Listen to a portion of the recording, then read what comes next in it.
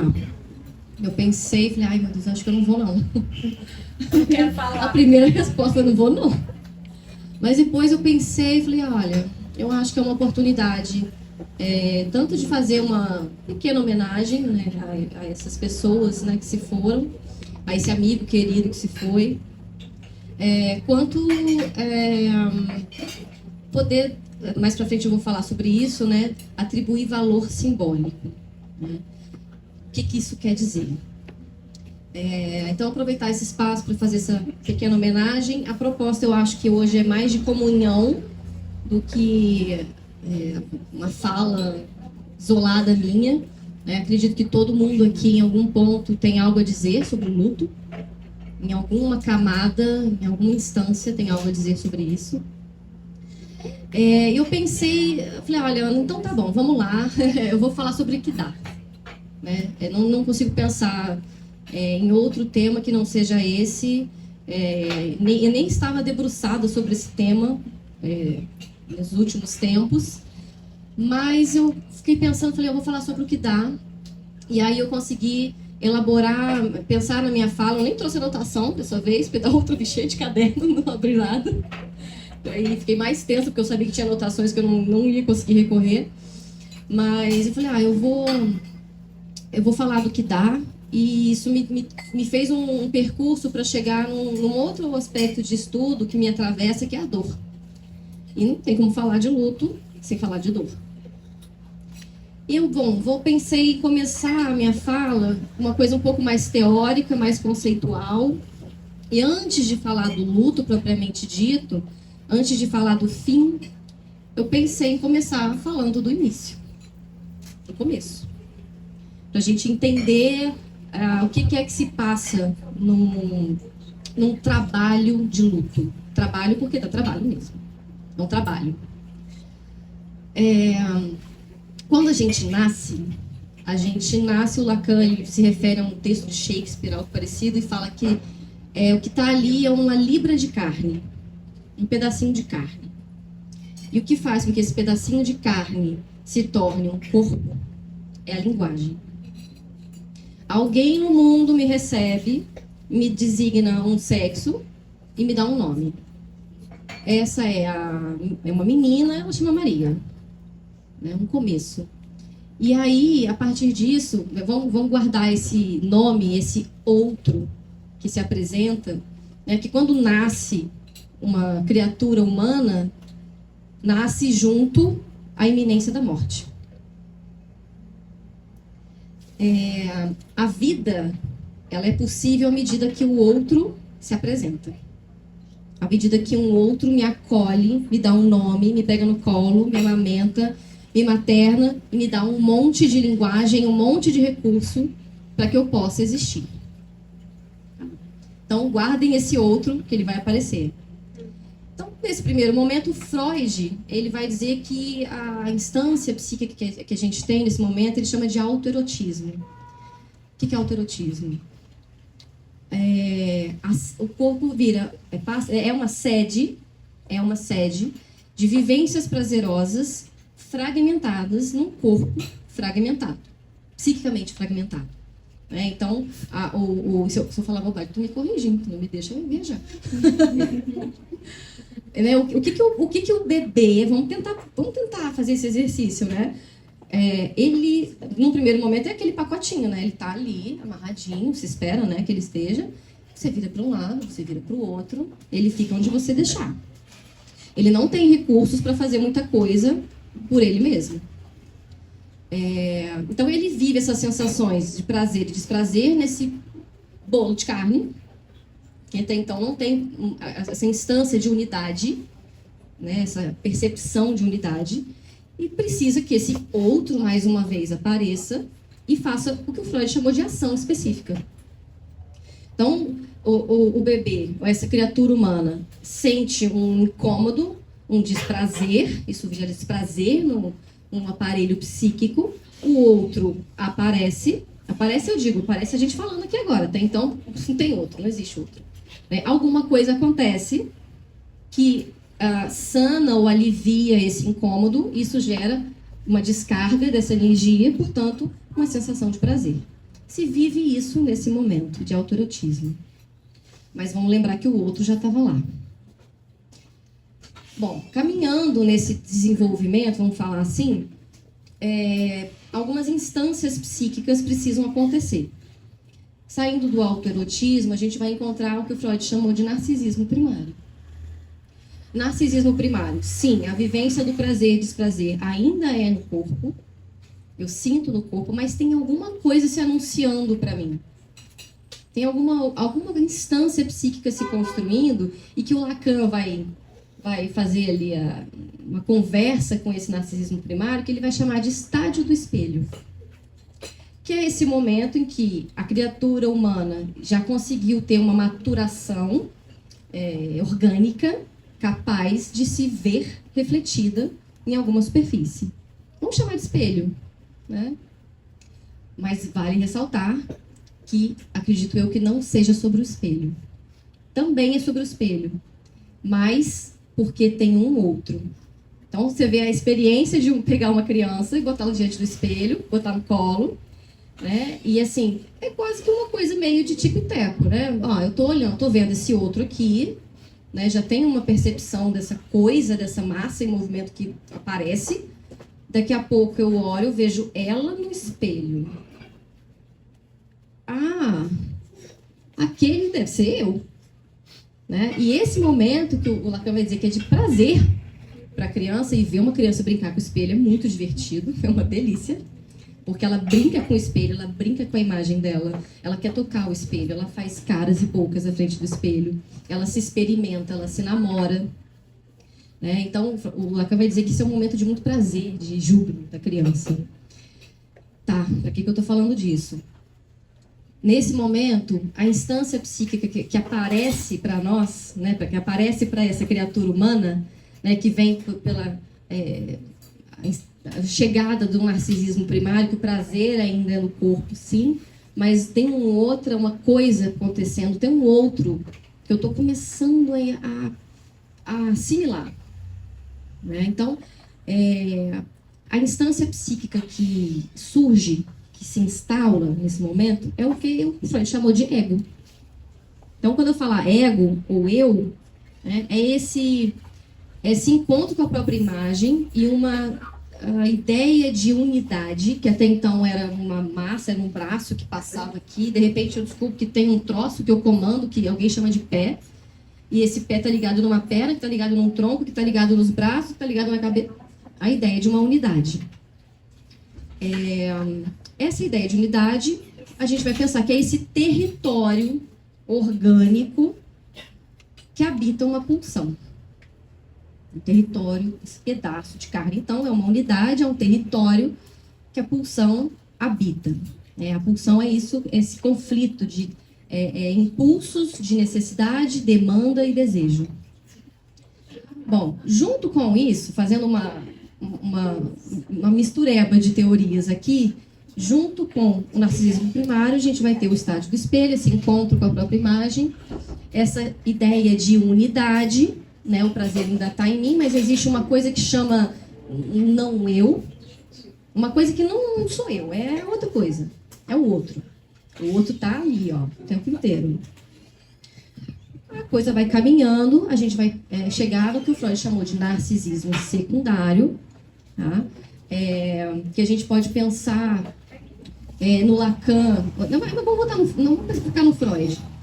O que está acontecendo nesse momento de narcisismo secundário? Vamos voltar um pouquinho.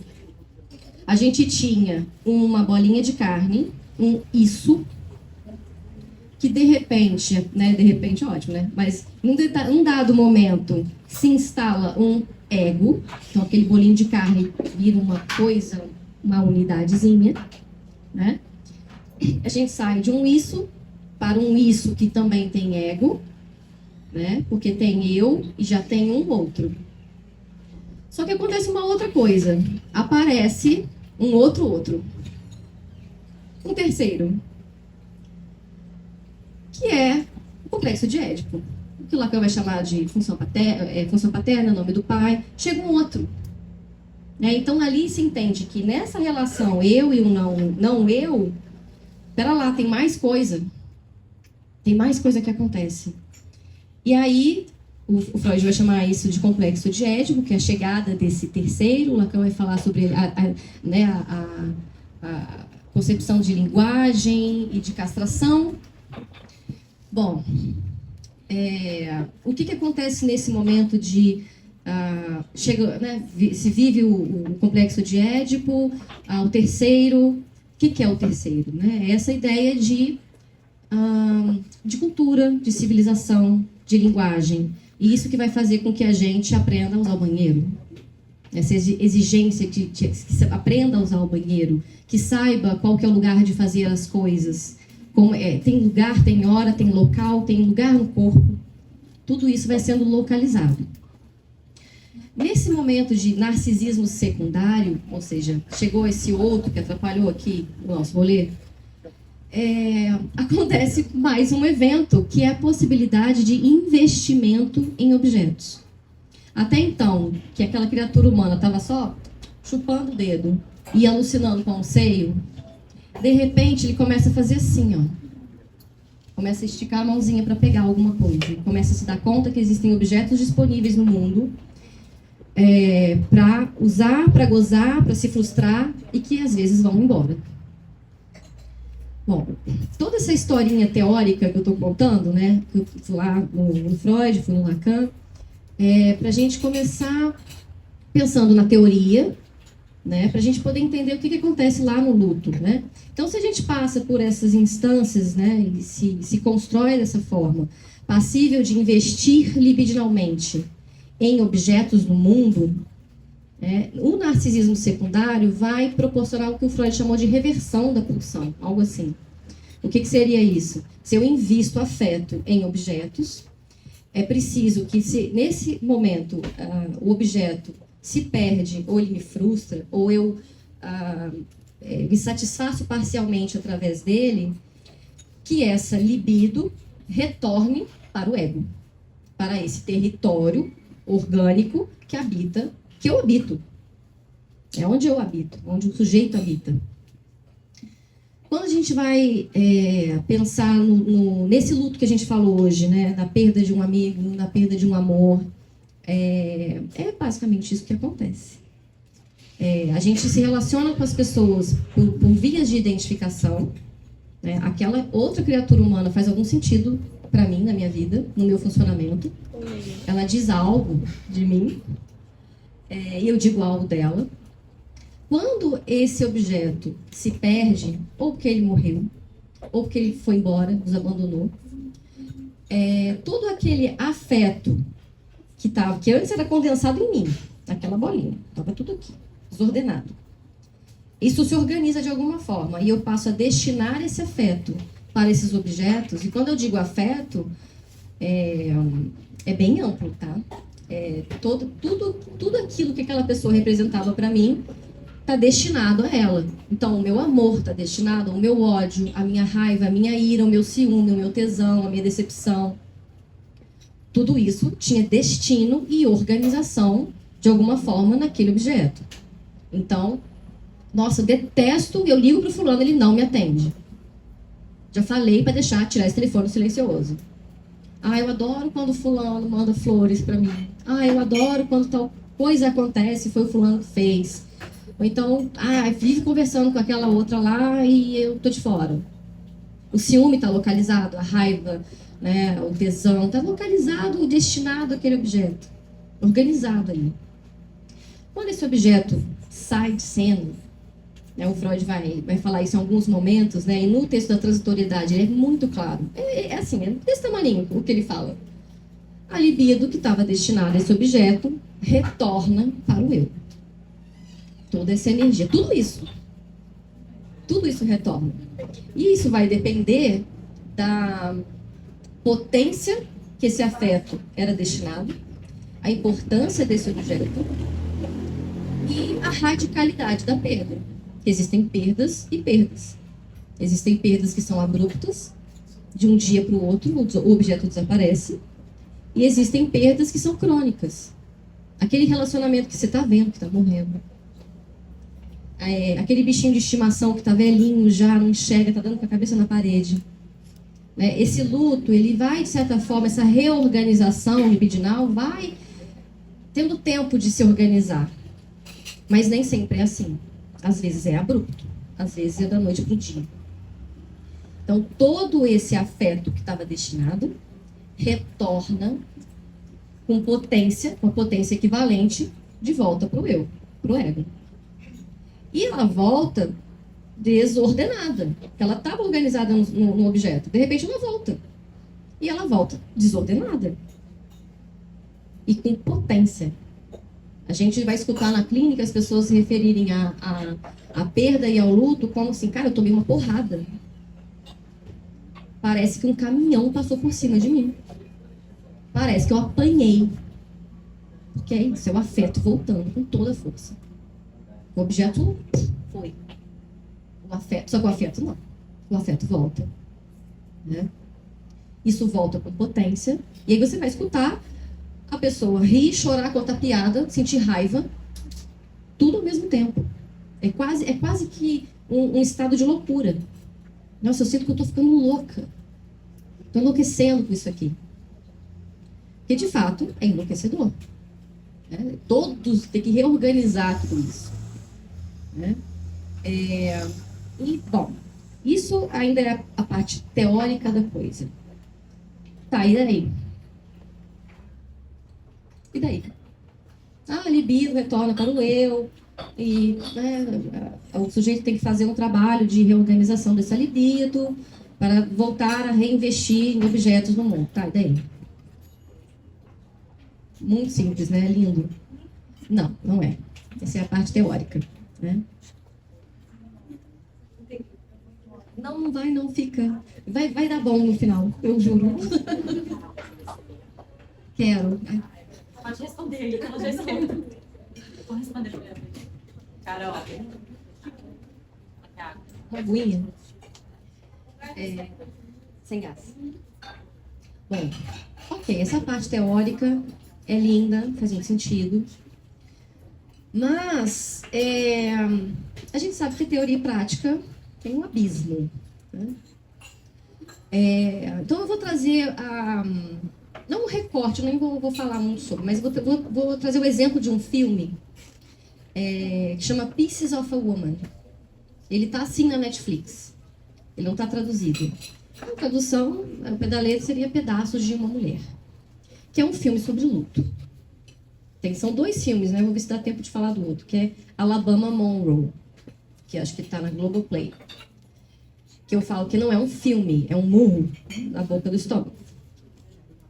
Já viu? Não, nem quero. Não, então não assista. Já falou que não veja, que depois vai me xingar. Tem gente que me xingou aí que eu indiquei esse filme. Porque são filmes. A gente só indica pra amigos. Só para amigos. Entendeu? Porque são 2 filmes sobre o luto. Né? No Pieces of a Woman, que eu quero trazer um recorte do filme, o casal, o filme começa com 20 minutos de cena, sem corte, do parto. Você participa, você se angustia junto, você sofre junto. Resumidamente, ela tem o parto em casa e o bebê morre logo que nasce. A segunda parte do filme é a respeito de como que ela e os outros lidam com essa perda. Né? E aí o filme tem toda uma referência com pontes, o pai da criança trabalha embarcado, trabalha construindo pontes, tem uma ponte que não termina de ser construída, enfim, as pontes estão no filme. E tem uma cena, não é spoiler, tá? Isso aqui não vai estragar a experiência. Que ele está conversando com a advogada que está cuidando do caso, porque tinha uma parteira, enfim, a criança, não, o bebê morre, tem toda uma questão com a advogada. E ele vê que tem um quadro na parede que tem uma ponte. Nos Estados Unidos, se não me engano, em Tacoma, uma coisa assim. E ele fala, você conhece a história dessa ponte? Eu falo, não conheço. Ele falou, olha, essa ponte tem uma história. Ela era uma das 3 ou 4 maiores pontes construídas nos Estados Unidos, lá para 1940. E um dia ela começou a balançar, e ela rachou e caiu. E os especialistas da época foram entender o que aconteceu, que a ponte estava ótima, estava tudo certo, os cálculos estavam certos. E ali vem a ideia, os especialistas chegam num conceito, se já existia ou não me pergunto sobre física, de ressonância. O que é ressonância? Vou tentar, eu leiga, tá? Vou tentar, sou ousado, explicar o que é ressonância, né? A ressonância é todos os objetos físicos, sólidos, recebem impactos de energia, seja de vento, seja de trepidação da terra, seja da água, recebem essa energia e a ressonância tem que ser levada em conta porque essa energia que esse objeto recebe tem que estar equilibrado para devolver a energia, né, de uma forma equilibrada. Então você vai ver arranha-céu lá em Dubai, de 200 andares, nem sei se existe, eu chutei, lá em cima tem um pêndulo. Que quando a terra treme, ou o prédio treme, ou o vento é muito, muito intenso, esse pêndulo equilibra e a gente consegue ter um prédio de não sei quantos mil andares em Dubai, né? Esse pêndulo equilibra essa energia para que essa estrutura permaneça intacta. Tá, por que eu estou falando isso? Por que pontes? Por que ressonância? Porque eu pensei, falei, vou falar de teoria, né? A teoria do Freud, a teoria do Lacan, a libido, o retorno, o eu, tá. E a psicanálise? Quando um paciente chega enlutado para análise, a gente faz o que com ele? E aí eu estava lendo alguns livros do Násio, do querido Násio, o livro da dor e do amor, e ele começa contando a história da Clemence, que era uma paciente dele que engravida, né, durante o percurso de análise, ela estava querendo muito engravidar. Ela engravida e acontece, como no filme, o bebê morre assim que nasce. E ele traz a angústia dele de atender e escutar aquela mulher desolada com aquela perda. E aquelas pessoas ao entorno dela dizendo para ela, supere, você pode ter outro filho, isso vai passar. Já passou. Ah, mas ele era só um bebê. Aquela coisa de consolar que não façam. Não façam. E eu estava lendo esse trecho do livro e ele fala assim, tá, o que é dar valor simbólico? Tá, na teoria é lindo, o que é dar valor simbólico?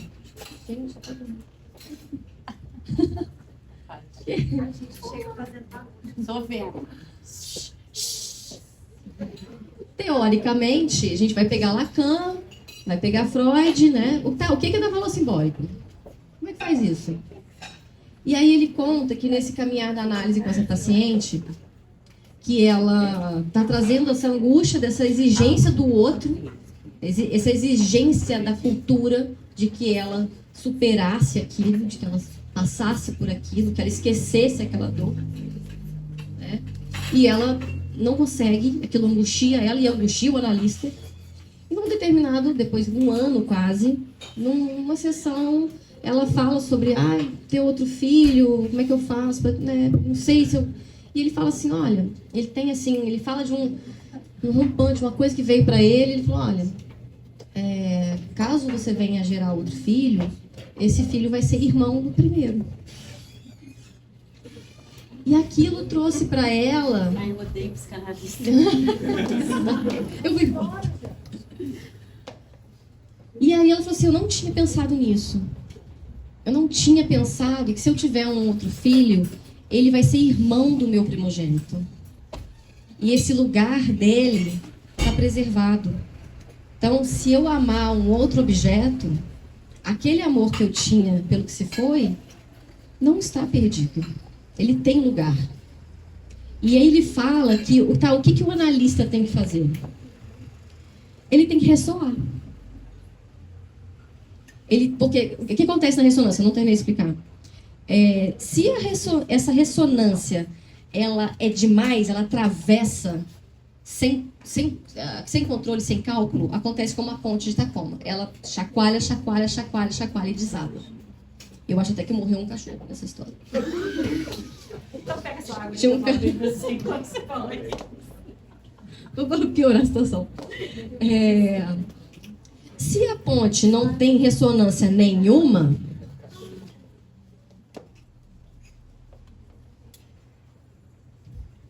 Se essa ponte não tem ressonância nenhuma, essa energia bate e volta. Vai acontecer a mesma coisa, a ponte vai cair. Ela precisa atravessar, ela precisa vibrar. Dá um nervoso, né? Na ponte, ela dá uma chacoalhada e fala, ai, meu Deus, é agora. Não, ela tem que balançar mesmo, né? O edifício tem que balançar. Dá aquela tremida, você fala, ai, não, tá em segurança, é isso mesmo, tem que tremer. Tem que vibrar. Porque se não vibra, essa ponte não vibra, ela vai cair também. Essa energia, ela bate e volta, ela bate e volta. E o que eu tô falando desde o início que acontece com a libido, quando a gente perde um objeto, ela bate de volta. Então a gente vai escutar as pessoas falando assim, cara, que raiva. Me fala um tempo inteiro que eu tenho que superar. Quando se escuta isso, supera. Esquece esse cara, tem tanto tempo, tá chorando por causa dele ainda. Tenta estar chorando por causa dele. Então, essa ideia de supera logo, resolve logo, passa, é como uma ponte sem ressonância. Vai bater, vai voltar para o sujeito com a mesma força, com a mesma ira, não vai ajudar. Se o analista ou esse outro descamba junto, é completamente atravessado, não tem borda nenhuma para segurar o rojão, vai acontecer a mesma coisa, só que vai chacoalhar, chacoalhar. A ponte faz assim, depois você joga no YouTube. Ela torce assim, uma ponte. Ela faz isso aqui. Até que ela quebra e cai. Bom, tá, então aí voltando pro Násio. O que o Násio fala? O que é dar valor simbólico? Atribuir porque não tem, né? Atribuir valor simbólico. O que o analista pode fazer? O que ele fez no caso da Clemence? Ele vibrou junto.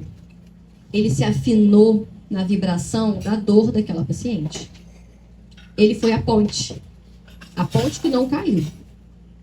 Então, acredito que o trabalho do analista diante do luto do paciente é ser a ponte que ressoa, que segura, balança junto. Lá no meio vai dar aquela trepidada, porque no meio é o pior momento, né? Que você está no meio do caminho, não dá mais para voltar, mas tem um montão para continuar, né? É vibrar junto, é se afinar nessa dor.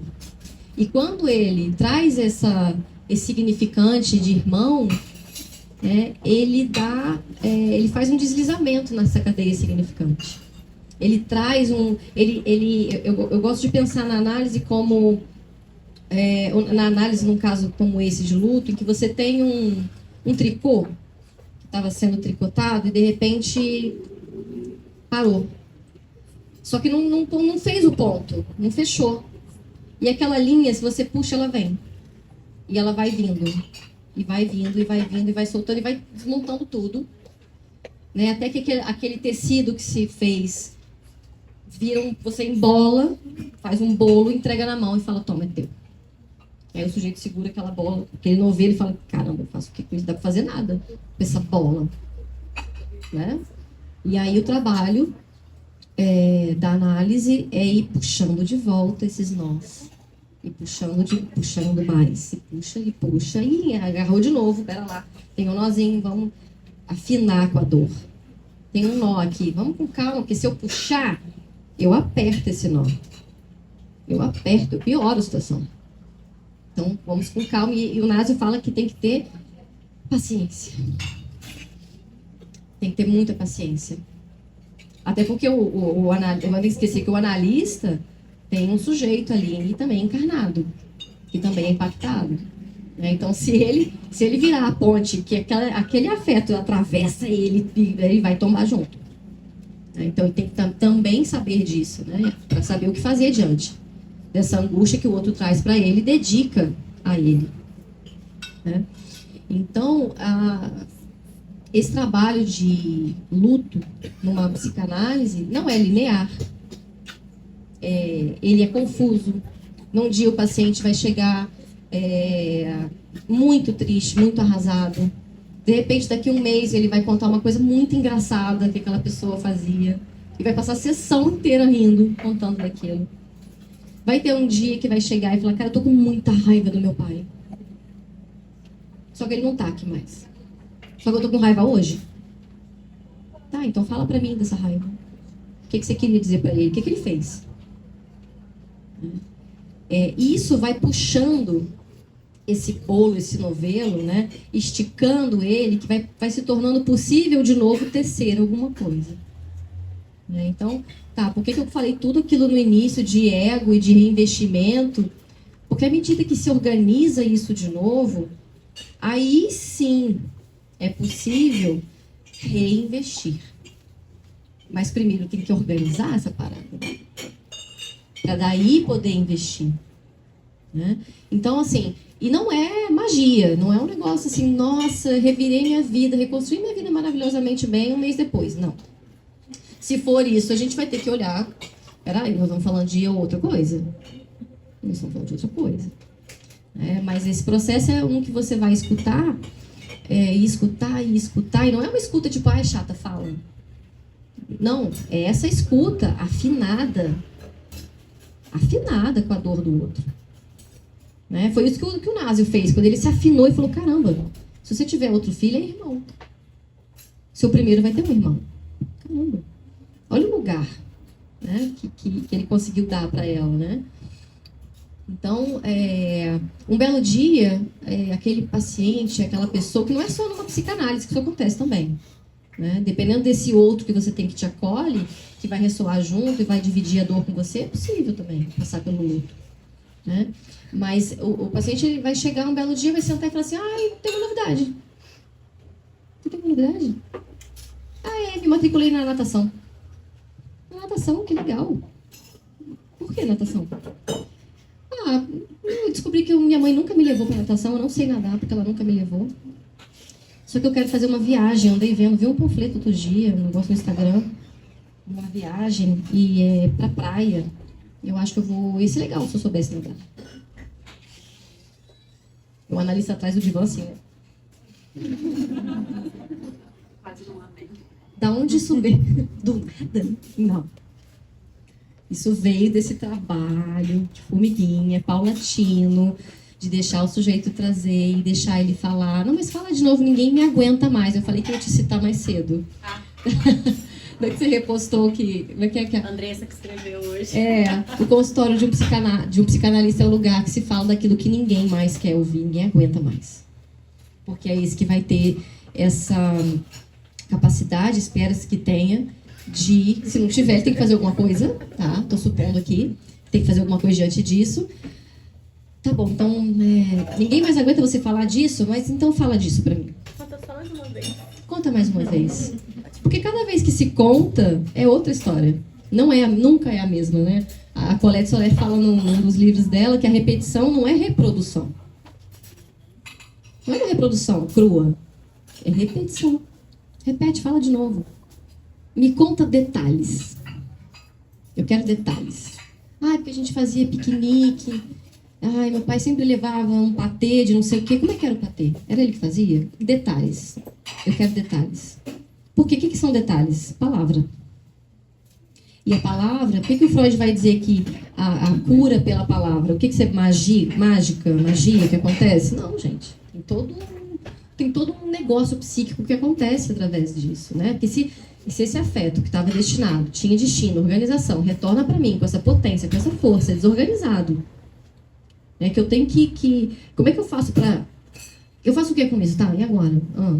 À medida em que você pega esse afeto, energia pura, energia livre, e começa a falar, e fala, não, mas fala de novo.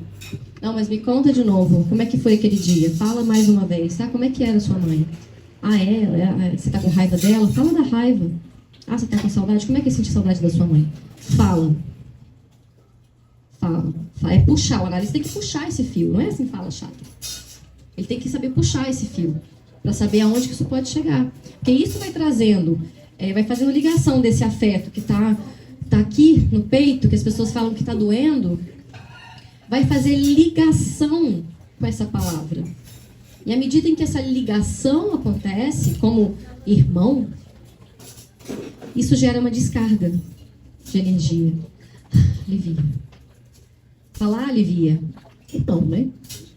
Às vezes compromete, mas porque faz, convoca, né? Vai falar é lindo. Não é. Né? Mas tem esse potencial de promover essa descarga dessa dor. Que o que dá para fazer a respeito da dor é falar sobre ela. O que dá para fazer. Né? Então, quando o analista ou esse semelhante consegue ressoar junto, deixar falar, fala mais, me conta mais, fala um detalhe. Né? Isso vai fazendo essas ligações, isso vai gerando descarga. Se gera descarga, essa energia pode ser novamente reinvestida. Ela não está presa aqui, em mim, dentro de mim. Ela pode novamente ser reinvestida em objetos no mundo. E aí o paciente vai matricular na natação. E aí, às vezes, a pessoa vai falar assim, nossa, fulano gostava tanto de música, eu ouço tão pouca música. Vou botar uma música. Ou então, poxa, a história dessa pessoa foi tão bonita, vou escrever um livro sobre ela. Ou vou terminar alguma coisa que ela não terminou. Né? O Freud vai falar sobre isso na transitoriedade, no texto sobre a transitoriedade. Né? A gente se agarra ao que restou. Né? E quando eu comecei minha fala dizendo assim, poxa, vamos fazer isso em comunhão, né? Porque é o que resta. É a comunhão, é dividir o que restou daquilo que foi. Né? E aí eu queria lembrar, né, vou passar para um outro aspecto do luto, que até então está muito nítido, né, do luto que eu estou falando, mas ele não é só perder um grande objeto amado porque ele foi embora, porque ele morreu. Existem outros lutos, não é só sobre isso, porque a gente investe em muitos objetos, né? Então, tem um luto do emprego que eu perdi, que foi mandado embora, do meu cachorro que morreu, de uma parte do meu corpo que eu perdi, foi embora, eu tive que tirar fora. Ou uma parte do meu corpo que eu não tirei fora, mas ela está queimada, minha pele não é mais a mesma. Meu braço está queimado, eu olho para o meu braço, eu não reconheço ele mais. Porque havia também em mim, a partir desse ego, um investimento nesse eu mesmo outro. Né? Um vertido de mim mesmo, que é esse com quem eu falo. Né, que eu falo assim, hoje nós vamos fazer o que de tarde? Então, nós vamos preparar uma psicanálise. Esse outro com quem eu falo, sou eu mesmo, mas é um outro que sou eu mesmo, né, que está investido também, tem investimento meu nessa imagem, nesse corpo, que eu tenho que retornar da mesma forma esse investimento, lidar com aquilo que não é mais, eu não reconheço mais, né? E me reaver com a minha imagem. Isso também é um processo de luto. Também é luto. Olhar no espelho e falar, caraca, quem que é essa usando meu pijama? O que está acontecendo? O tempo passou, eu engordei, emagreci, tenho umas rugas novas, o cabelo branco. Tá, eu vou fazer o que com isso? Né? O que dá para fazer é a mesma coisa que eu estou falando desde o início. A libido volta pro eu, né, revestida, aí eu vou olhar e falar assim, eu tô com umas rugas aqui, isso quer dizer que eu tô ficando mais velha, então talvez isso me autorize a dizer coisas que eu não podia dizer antes. Ou vou fazer um botox, vou investir em alguma coisa, vou fazer alguma coisa em relação a isso. Que é um luto de si, um luto de si mesmo. Né? E esse é um luto com o qual a gente, acho que lida diariamente. Né? Porque a gente está aí, a gente está passando também. Né? E a perda desse outro remete a nós, né? O Freud fala isso no mesmo texto da transitoriedade, né? Que ele fala assim, mas tem alguma outra coisa nisso aqui. Tem outra obscuridade. Né? Que, então, eu vou trazer melhor o recorte do texto. Eu acho que eles estão preocupados com a própria transitoriedade. Então, a perda do outro remete a mim. Lembra que o outro está lá no início, desde que eu falei, o outro está lá? É o eu, o ego, o outro, o objeto, estava lá desde o início. Então, se a gente for pensar que nós nos constituímos a partir do outro, vamos combinar, gente, a gente é feito do corpo do outro. E a gente se constitui, e todo esse psiquismo que eu descrevi aqui, vem do outro. Né? Nós somos feitos do outro também. Somos constituídos a partir do outro. Então, se o outro vai, uma parte de mim vai junto. Quando o outro vai, o lugar que eu tinha para ele vai também. Eu perco isso também. O outro perde a vida ou perde um lugar, mas eu também. Eu perco um lugar na existência do outro. Né? Então, veja que o luto ele é bem mais complexo. Né? E a gente volta no que o Naso falou. Paciência, tem que ter paciência. Tem que ter cuidado. Né? E cada um vai lidar de um jeito. No filme que eu citei, do Pieces of a Woman, né? Cada um lida de um jeito muito diferente no filme. É muito interessante de ver, de assistir. É doído de assistir. Né? E no Alabama Monroe, que é um outro filme, também é um casal que perde a filha, perde para o câncer, a filha tinha 9 anos, então já tinha uma transitoriedade maior. Tinha uma varanda na casa que eles moravam e os pássaros batiam nesse vidro e caíam, morriam. E um dia, né, a filha adorava ver esses pássaros, adorava, e ficava intrigada que eles caíam e morriam. Mas o que acontece com eles? Morre? Acontece o quê?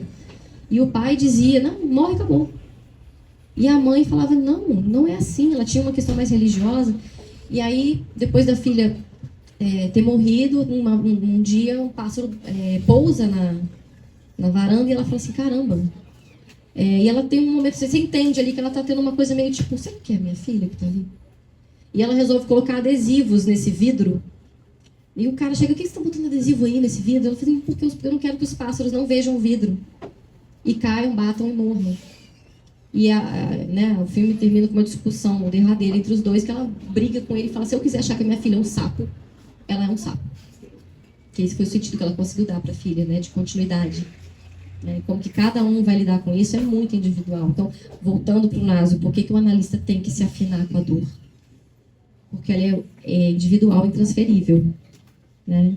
E não para concluir, mas para dar sentido à minha fala, eu vou buscar o Didier Anzier no livro Eu, Pele, que ele fala das funções psíquicas da pele, tem um trecho que ele fala a respeito da dor e dos queimados. E ele fala que, da experiência que ele teve, né, com os queimados no hospital, o quanto que ele percebia nos relatos, né, dos cuidadores, que quando esse paciente era ouvido, era escutado, ele quase que se perdia no que ele estava contando e a dor meio que não passava, mas amenizava. Né? E ele fala desse aspecto, ele fala que a palavra faz um invólucro. Né? Ela reveste. E ela faz isso desde o início, na verdade. Desde que a gente nasceu, ela faz isso. Ela faz um invólucro na gente. Né? E aí ele, num trecho que me marcou muito, que ele diz que a dor é intransferível. Pessoal e intransferível. Mas o sofrimento não. O sofrimento é partilhável. E é assim também, partilhando essa dor, esse sofrimento de dor, é um caminho de comunhão, de também dar vazão a esse afeto que está represado, que está doído. Né? E eu comecei dizendo, vamos fazer isso em comunhão, gente, vamos junto aqui. Por isso, né? Porque o que é dar valor simbólico? Vamos voltar, né, para fechar. Talvez um pouco disso que a gente está fazendo hoje, assim. É começar uma fala, juntar uma galera aqui num lugar. Assim, cara, vamos falar do luto. Vamos falar dessas pessoas que se foram e do vazio que elas deixaram e do quase falta de sentido que ficou um pouco depois e eu estou assim meio aérea ainda, pensando o que eu vou fazer com a minha vida. Vamos fazer isso junto? Eu acho que é um pouco disso, né, que a gente veio fazer aqui hoje. Bom, falei, e aí? Tá ótimo. Posso ir bom? Não.